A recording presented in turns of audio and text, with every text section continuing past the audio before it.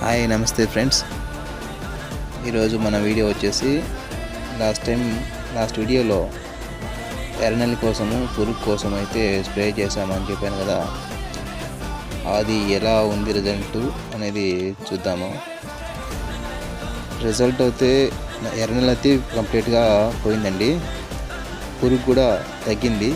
అయితే మళ్ళీ వర్షం పడింది మనకైతే, దానికి వచ్చేసి చూడండి మళ్ళీ స్టార్ట్ అయింది. ఇప్పుడు పురుగు లేదు కానీ ఇది త్రిప్స్ పిండి పైన అయితే గోగుతూ ఉంది.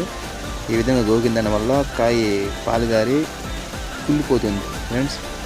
దానికోసంగా మళ్ళీ స్ప్రే అయితే చేసుకోవాలి. దానికోసంగా మళ్ళీ మనము 40-40 పిప్రోనిల్ 40%, ఇమిడాక్లోప్రిడ్ 40% ఉండేది, ప్లస్ మళ్ళీ పురుగు కోసము మళ్ళీ అటాక్ అవుతుంది పురుగు, దానికోసం అనేసి మళ్ళీ బెంజైట్ అయితే రెండో స్ప్రేగా చేయాలనుకుంటున్నాను.